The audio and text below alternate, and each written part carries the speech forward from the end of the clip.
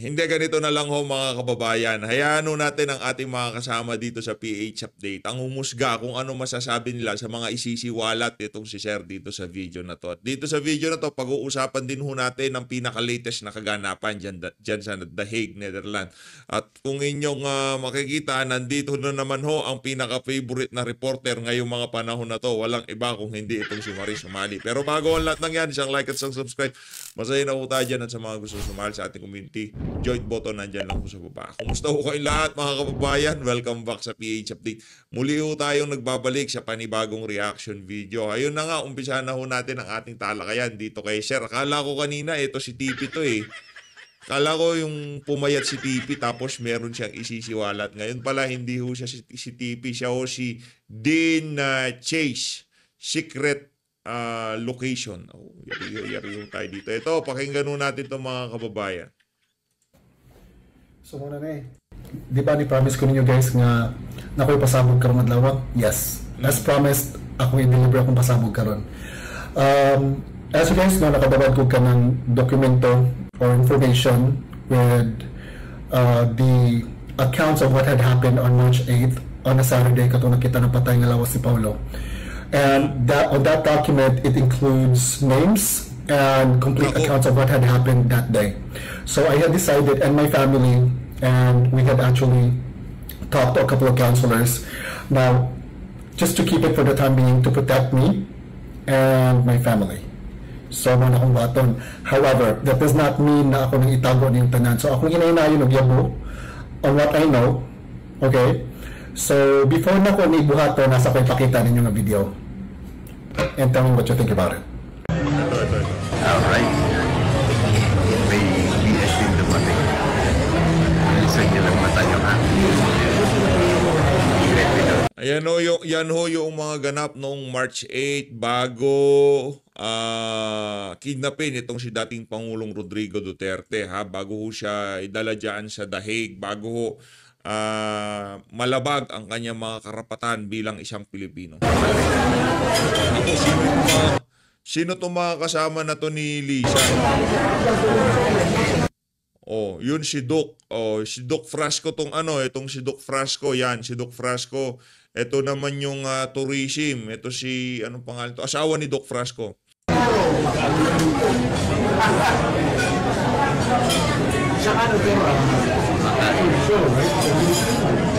Yan, si Lisa. Wala ho tayong sinasabing kung ano-ano dito. Kumbaga pinapanood lang ho natin at pinapakinggan kung anong masasabi nitong si Sir kaugnay dito sa mga video na ilinalabas niya na to.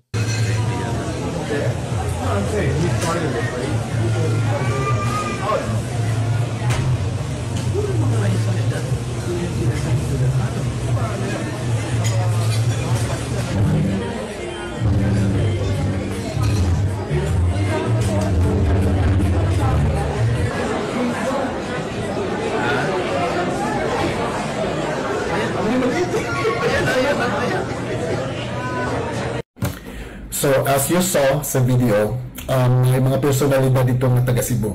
So, kining video actually, para ni sa mga Cebuado or pili ra sa mga dili sa taga Cebu o kanang interesado mo.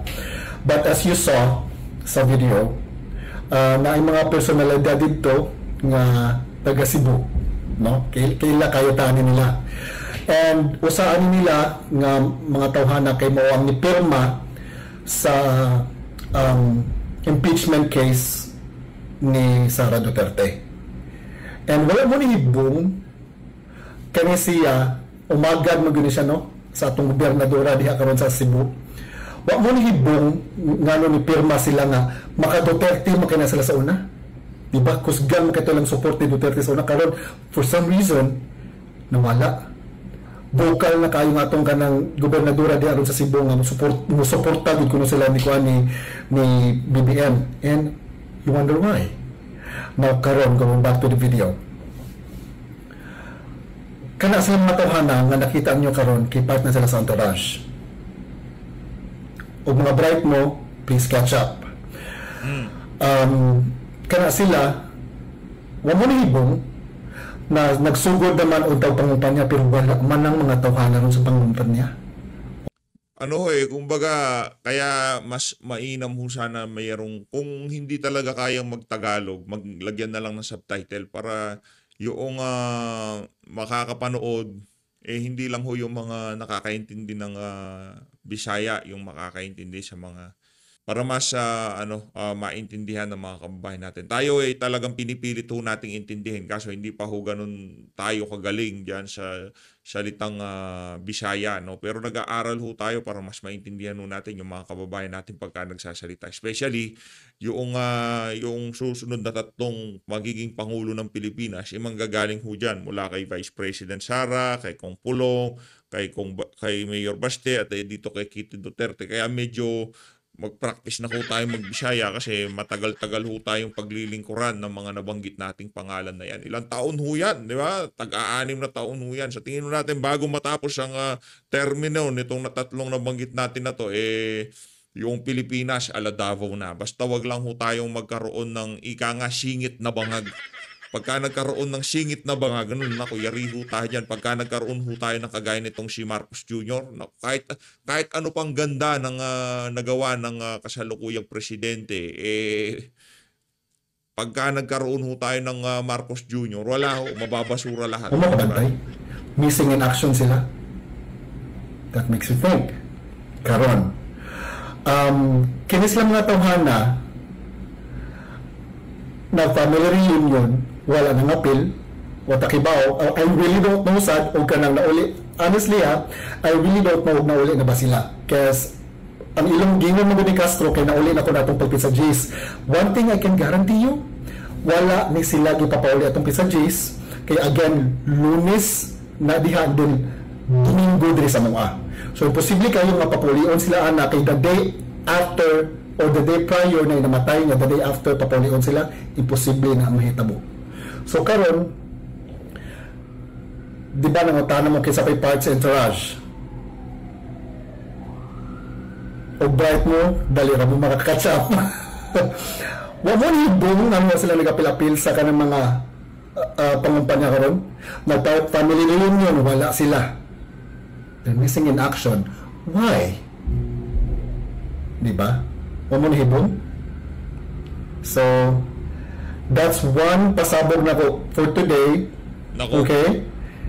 Sa tingin ko, meron pa akong susunod na pasabog itong si Sir. Abangan na lang ho natin mga kababayan. Anyway, sa mga nakakaintindi o dun sa mga sinabi ni Sir, ilatag nyo na lang ho sa baba yung pinaka, kumbaga, buod ng kanyang mga sinabi at pag-usapan ho natin yan sa comment section. Ito ang pinaka-latest na kaganapan dyan sa The Hague, Netherlands. Ito ang interview nitong si Vice President Sara Duterte na kung saan meron na naman ho tayo nakikitang patawa-tawa. Ayan ho si Maris Umali. Maris, yan ako. Sikat na sikat ka sa mga pinagagawa mo dyan sa The Hague, Netherlands. Pati itong si sumama na rin ho dyan si nandyan na rin ho si, pangalan nito? Etong si, yung sa News 5, si Gretchen ho. Nandyan na rin ho siya. Kumbaga talagang nagsama-sama ho yung mga walang hiyang reporter. Kumbaga lahat ng pinadala dyan sa The Hague, yung tipong mga hindi pa nagsasalita, alam na anti-Duterte. Ito mga kababayan, pakinggan natin to. Posible ba? Yung mangyari din kay dating Pangulong Rodrigo Duterte, yung sinapit ni dating Senador Ninoy Aquino? Lahat yan, posible. Pag pinag-uusapan mo, posible. Dahil ang isang gobyerno, sino man ang may hawak na kapangyarihan, ay may kakayahan na i-eliminate ang kanyang mga kalaban. At nakita naman natin, sinimulan na lang nila yan sa congressional hearing, iniya si Inday Sara, siniraan, inilarawan na hindi karapat dapat maging Vice Presidente at ginagamit ang confidential funds sa maling paglalagyan. Pagkatapos ay ito naman si Pangulong Duterte, inarestong illegal, dinitinig illegal, kinidnap, at ngayon ay nakakulong. So kung titingnan mo, talaga may kakayahan ng gobyerno na patayin ang Pangulong Duterte pag-uwi niya sa Pilipinas. Gaya nang nangyari doon sa sinasabi nilang naging senador. Kaya hindi imposible. Lahat yan ay hindi posible kaya yan. Pag mayroong goal to eliminate physically, legally, lahat ng klaseng pamamaraan gagawin nila yan para mawala stumbling block sa kanilang layunin na manatili sa kapangyarihan. Opo. Samantala, attorney, ang Vice Presidente may pahayag din. Pakinggan din natin ito. Kaugnay ito sa 2028 presidential elections. I'm sorry, clarify ko lang po kasi makakapon din po sa speech ni ma'am. May sinabi po kayo na pinatatakbo kayo ng mga tao but we may not have a country anymore in 2028. Yes. Ano po kaya ma'am yung context po nitong no more country in 2028? Ano po yung analogy? Well, lugmok na tayo sa kahirapan because at this point, we should be working our way up but it seems that we are working to go to the dumpster. No? As I said noon, we are on this road to perdition. Sinabi ko na yan noon. Sa totoo lang, somehow walang nakikitang hope yung mga tao dahil wala din silang nakikita mula sa Walang project. gobyerno. But what's your decision? So, I know it's so early, pero parang 50-50 ba? O ano? It's What will be the factors? It's really too early, ma'am, sa ngayon. Ma'am, sa inyo nila nakikita yung pag-asa. So would you agree? Bumawi itong si Maris Umali Ikaw ba hindi mo ba nakikita na pag-asa itong si Vice President Sara Duterte na paghahalata ka I mean, pagbibigyan niyo po ba yun kung yun ang magiging panawagan nila? Yes, ma'am. Ang pagtakbo kasi, ma'am, kailangan ka manalo. So, kailangan mo paniguraduhin na kapag tumakbo ka ay mananalo ka because otherwise that will be hopeless case. Wala na yung pag-asa, no? So, mahirap paasahin ang mga tao tapos alam mo namang hindi ka magtatagumpay sa kandidatura mo. So, kailangan paniguraduhin na mananalo para nabibigay yung expectation ng mga tao. Meron po kayong guarantee sa kanila as to when you can truly say na sa kanila kung ano yung decision? I'm sure Ang naghihintay advice din. sa akin noon was fourth quarter of 2026. So, December of 2026, supposedly yun. Dapat merong decision. So, malalaman At ng... that time, kailangan na i-set up kung ano yung kailangan na organization para sa isang kandidatura. If the people will assure you of your victory, will you run? That we have to see by the numbers and by science and mathematics. Ayan, attorney. Kasi nga, di ba, during nung pagharap ng Vice Presidente sa mga supporters ng dating Pangulo, ang panawagan nila ay mag-resign na ang Pangulo ngayon. At ito nga, ang sabi ng Malacanang, sino ba ang makakabenepisyo din sa pag-resign ni PBBM kundi ang Vice Presidente? Yung pagtakbo sa 2020, yun ay nakatakda na wala naman siyang choice kung hindi sagutin ang hamon ng kasaysayan sapagkat pinalampas niya yung nakaraang halalan, hindi siya tumakbo bilang presidente, kaya binigyan siya uli ng pagkakataon ng mga gods of destiny to respond to the challenge of the times. At sapagkat ang taong bayan ay uhaw na uhaw sa pamamaraan ng isang Duterteng Panguluhan, hindi na siya makaka-iwas na hindi tumakbo sa 2028. Opo, yung palasyo po ay may komento din hinggil nga po dito sa nangyari sa Netherlands. Sabi ng Palace Press Officer na si Attorney Claire Castro, transparent daw ang gobyerno sa anumang transaksyon. Hindi tulad daw ng pangalawang Pangulo na maraming tinatago tulad na lamang ng kanyang confidential funds. Nako! Pagka yung mga ganyang klaseng litanya nanggagaling na sa Malacanang, alam na ho natin kung saan ang pinaghuhugutan ng mga congressman na bumaba na at kaugnay dyan sa confidential fund dito kay Vice President Sara Duterte. Ngayon, pagka ho ngayon mga kababayan, ay pinag-uusapan yung confidential fund na yan na pinalaki ho nila dyan sa House of Representatives, talagang dinikdik itong si Vice President Sara Duterte. Alam nyo na ho kung sino talaga ang promotor dyan. Yan, di ba, sinabi ko na yan sa inyo. Hindi ho si Tambaluslos ang promotor dyan. Hindi ho ang kung sino mang Poncio Pilatong taga House of Representatives ang promotor. Mga utusan lang ho yung mga yan. Ang talagang tumitimon dyan, walang iba kundi yung si Marcos Bangag. Siya ho ang tumitimon dyan sa confidential fund issue na yan kay Vice President Sara Duterte. Ngayon, kung talagang sincero yung panawagan para sa malinis na pamahalaan, dapat ho, pati itong si Marcos Jr., lahat ng ahensya ng pamahalaan na tumatanggap ng confidential fund, imbestigahan. Sa bagay, in due time, ika nga. Yan ang sinasabi natin. In due time, maiintindihan lahat ng mga kababayan natin. Yung confidential fund na yan, huwag niyong isipin na naging kahinaan yan o magiging dagok sa kampanya ni Vice President Sara Duterte sa 2028. Yan ho ay isa sa mga gagamitin nating kasangkapan para talagang maging solido itong si Vice President Sara Duterte. Sabi po ninyo, Attorney. Talagang transparent ang gobyernong Marcos Jr. sapagkat kitang-kita kung paano nilabag ang saligang batas. Kung paano yung mga naririyan sa Kongreso ay nilabag ang karapatang pagtao. Kung paano ipinakita ng lantaran ng ilegal na pag-aresto, ilegal na pagdidetini, ilegal na pagkidnap, at ang ilegal na pagsuko sa soberentiya. Kaya talagang transparent sila. Kitang-kita ang ebidensya. Bumisita po si dating Senator Gringo Honasan kay Davao City Mayor Baste Duterte nitong Lunes po, Attorney. Ang pakikipagkita raw niya kay Mayor Baste sa Davao City ay bilang pagtulong, pagsuporta at pagkilala sa kabutiang loob sa pagkupkop at pag-aalaga ni former President Rodrigo Duterte sa kanyang anak noong panahon po na siya ay rebelde pa. Kabilang naman sa napag-usapan ang planong paghahain ng signature campaign via People's Initiative Petition sa ICC para mapauwi agad ang dating Pangulo. Ano pong masasabi po niyo dito, Attorney? Ang pagpunta niya ron dahil kandidato siya. Yung pasasalamat at pagbigay ng recognition, dapat mo niya pa ginawa yun. Ano lang yan, kandidato lang, kaya nandun. Ngayon, kung gusto niya makatulong, organisa niya yung mga dati niya mga kasamahan. At sila ay mapayapang maglakad sa kali. Yan ang gusto kong makita. Hindi, alam mo, madaling magsalita. Madaling magpropaganda.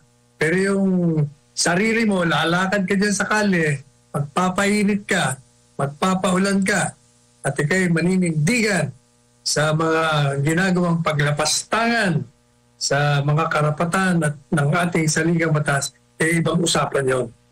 Opo. Pero kung makakalikom po ng napakaraming perma para po dito sa panukalang maghain ng petisyon ng People's Initiative, sa tingin mo may magagawa itong People's Initiative na ito para maipabalik ang dating Pangulo dito sa Pilipinas? Propaganda lang yun, hindi papasinin niya ng ICC. Sa ICC, sinusunod nila kung ano yung batas nila. Kung hindi yung batas nga nila, hindi rin nila sinusunod. Yan pa mga pakiusap, wala yan. Opo. Propaganda lang. Attorney, may panata po sa sambayan ng Pilipino.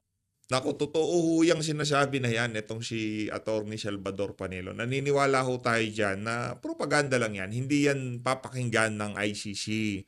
Kaso ang kagandahan lang ho nito, pasalamat ho tayo na merong ganyang klaseng inisyatibo para makapagpakita ng suporta dito kay dating Pangulong Rodrigo Duterte. Isipin nyo na lang ho mga kababayan kung sakaling ganyan na nangyari kay Tatay Digong tapos walang nagtutulak ng mga ganyang klaseng galawan para maipabalik siya sa Pilipinas. Mapapropaganda, mapawalang kahahantungan, nagpakita ng ganyang pagsuporta ang ating mga kababayan, napakalaking bagay ho nun para dito sa laban natin, para maipauwi itong si dating Pangulong Rodrigo Duterte. Ang mga Duterte senatorial balls, isang pangakong hindi sila papayag na may isukong Pilipino sa dayuhan, lalo na matapos ang pagkakakulong ni dating Pangulong Rodrigo Duterte sa International Criminal Court o ICC. Po ang komento ninyo, Attorney Sal.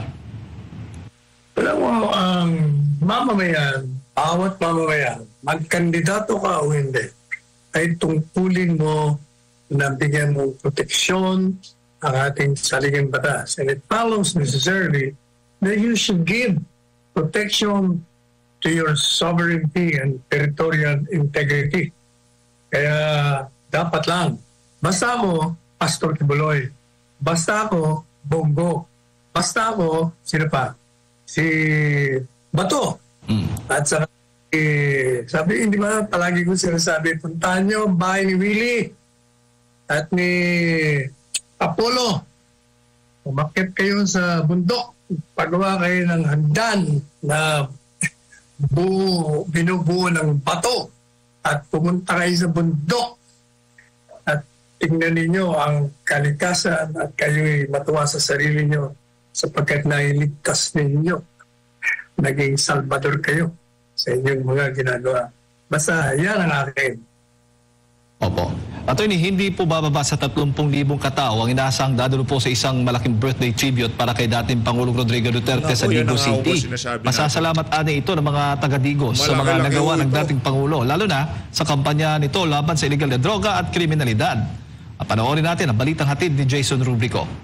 Hindi lamang sa Pilipinas kundi sa iba't ibang panig ng mundo ang naghahanda ngayon magkakaroon ng mga pagtitipon para sa kaarawan ng dating Pangulong Rodrigo Duterte. Oo, kaya yung sa Liwasan Bonifacio, punta ko kayo doon sa 28, Biyernes. Yung mga motor riders pupunta rin doon galing sa iba't ibang bansa.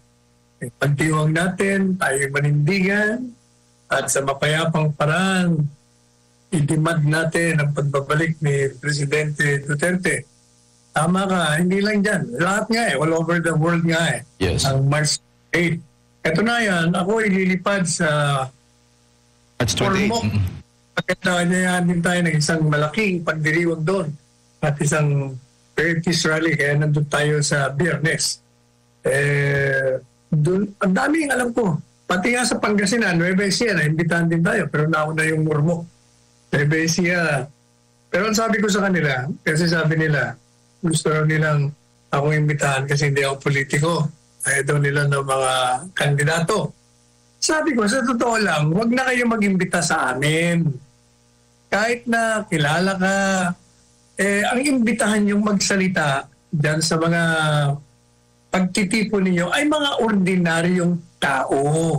Correct. Sapagkat kung politiko, siyempre, gagamitin lang yan para sa boto. Ang mahalaga yung mga ordinaryong tao magbigay ng kanilang mga hinaing at pasasalamat, mga pagdaing naman sa mga paglapastangan sa mga kanilang karapatan. Mas mabuti yan nang gagaling mismo sa taong bayan. Yan ang gawin po ninyo. Huwag na kayo mag-imbita na kung sino-sino.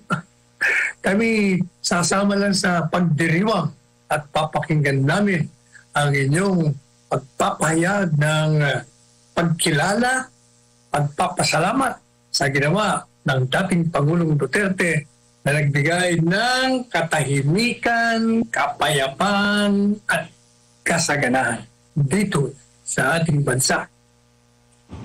Ayan, attorney. At abangan natin, antabayan natin yan dahil na buong mundo nga ang magse-celebrate yung mga kababayan nating OFWs. Na-monitor ko nga, attorney, may pahayag din pala yung ating Malacanang, si Yusek Claire Castro, kaugnay nga po doon no sa mga sinasagawang mga rally kasi maraming mga Pilipino, di ba, nagsisilabasan. May pahayag sila dito na Filipinos not Duterte made Marcos president. Ano bang masasabi mo dito? Ano sabi, Palingkera? Mga Pilipino daw. Pambira talaga. At hindi yung mga Duterte ang dahilan bakit naging presidente si Bongbong Marcos. Kaya ako naging presidente yan ay dahil sa mga tagasunod ng Pangulong Duterte. Yun ang mga Marcos na sinasabi na loyalist. Wala na ho yun. Naging Duterte loyalist na yun. Nawala kasi ilang taon nawala. At yun pinumpirma nga ng mga dating loyalista leader ni Marcos. Kaya nanalo si Marcos, ang katotohanan talaga dyan, yung 5 kandidato, sino ba yun? Robredo, Moreno, Pacquiao, Lacson. Sino pa yung isa? 5 You know? Si PBBM. Oh, si PBBM. Yung 5 yan, yung 4, kinakalaban nila si Duterte. Ha? Si Bongbong lamang ang hindi. At hindi lang yan, si Bongbong ay nariyan si Sara. So kung ikaw ay Pilipino at ikaw ay naniniwala sa legasiya sa mga ginawa ng Pangulong Duterte, sino pipiliin mo? Alangan naman si Lacson, alangan naman si Moreno, alangan naman si Pacquiao, alangan naman si Robredo na hindi nila kinikilala ang kagalingan nitong Presidente Duterte. Si Bongbong lang ang kumilala, sabi niya, hindi ba? Unity and continuity nga eh. Sabi niya, itutuloy ko ang mga ginawa ng Duterte. O, sino pipiliin mo? Tapos nandiyan pa yung anak. O, di lalo na. Kaya nanalo yan. Pero kung yan ay wala si Inday Sara dyan, at itong apat hindi kinalaban si Duterte at kinilala, maganda sana ang laban nila. Pipili tao kung sino ang magaling sa kanilang liban. Pero hindi nangyari. Yun na nga mga kababayan, ginamit nitong si Marcos Jr. Itong mga Duterte.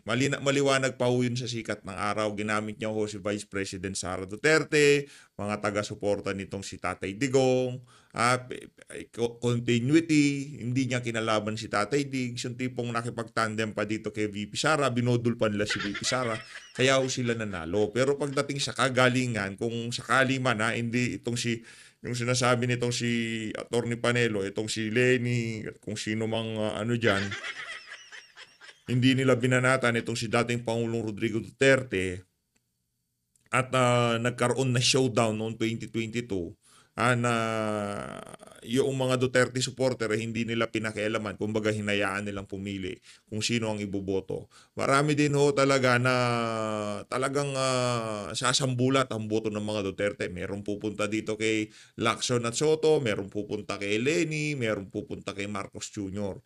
Kaso nung napunta si VP Sara dito kay Marcos Jr., kumbaga dandil na, ika nga nitong si Boying Remulla, dandil na. Mga DDS, wala nang kaabog-abog, binoto ho nila itong si Bangag, itong si Marcos Jr. Bangag. Kaya lumabas yan. O ngayon, grabe no, yung tipong mag-aapat na taon na ho itong administrasyon na to. Sa June, mag-3 taon, tapos sa 4 na taon, wala pa ho tayong nakikitang di ba yung pagka napag-usapan ng administration, maaalala ho nila, yan, ginawa yan ni Marcos Jr. Yang pulisiya na yan nasa dang admin. Hindi kagaya kay Tatay Digong, di ba?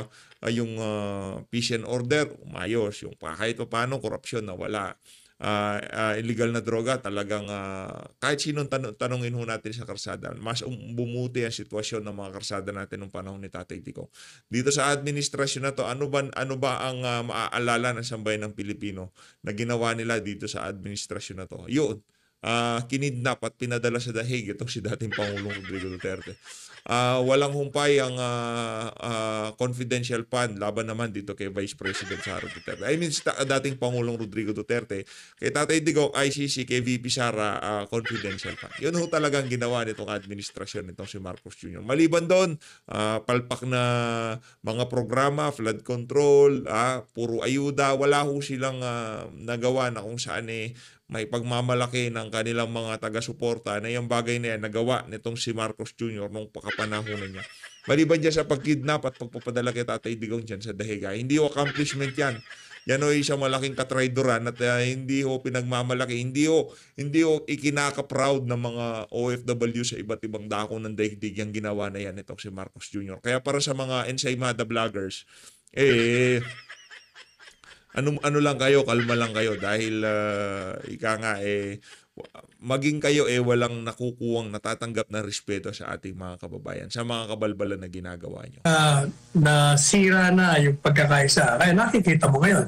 Lumalabas na, tingnan mo ngayon ang survey, kung bumoto yung 32 million, wala na yon. Bagsak na yon, yung bilang ng boto. Kaya pupunta lahat ulit sa mga Duterte yan. Alam nila yon. Kaya nga kailangan i-disqualify, siraan, mawala sa political landscape itong si Inday Sara at si Duterte sapagkat hindi talaga sila mananalo kahit anong gawin nila. Kaya that's the only way to eliminate them. Yung ginagawa nila ngayon, kasama yon sa pamamaraan ng pagsira upang mapanatili sila sa kanilang karangyaan sa politika at ituloy nila ang pag-aabuso dito sa ating bansa.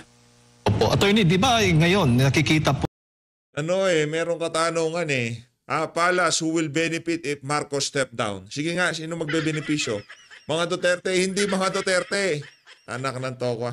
Sambayan ng Pilipino ang magbebenepisyo. Tandaan nyo mga kababayan, palapit na naman ho ang panahon ng La Nina. Pagka nag-ulan-ulan na naman, makikita nyo ho, lalong magiging malinaw sa ating mga kababayan na wala talagang ginagawa ang administrasyon na to para sa ikabubuti ng pamumuhay ng bawat isang Pilipino. Abang-abang lang ho kayo mga kababayan. Ito sinasabi ko sa inyo. Akala nyo ho ba na naiayos na yung mga flood control na palpak noong nagdaang taon? Ngayong mga panahon na to, gagana na yung mga yon? Hindi pa ho mga kababayan. Wala ho silang ginagawa. Yung mga congressman, DPWH, puro pamumulitika, DSWD, puro pamumulitika sa ngalan nitong si Marcos Jr. Yun ang pinag-aakabalaan nila, lalo na ngayong 2025. Panahon ng election, anong gusto nyong gawin itong mga congressman na to? Mga mga nasa pamahalaan. At tupagin yung mga proyekto, hindi ho yun. Ang goal nila ngayon. Ang goal nila ngayon manalo. Diba? Para mas kumita. Para kumita yung kanilang mga construction na company, nga. Diba? Sino ba yung mga contractor dyan sa House of Representatives? Diba? Yung iba nga ho dyan, tumanda na lang dyan. Tapos, noong nagdaang taon, nabulgar yung kanilang mga kapalpakan, no? Yung mga flood control na nakuha nilang kontrata sa pamahalaan. Mga kontraktor ho kasi yung iba dyan, mga palpak ho, yung mga flood control na ginawa nila. Yung iba mga congressman, di natin linalahat meron pa napabalita, yung ama niya, napakalaking kontraktor ng pamahalaan din.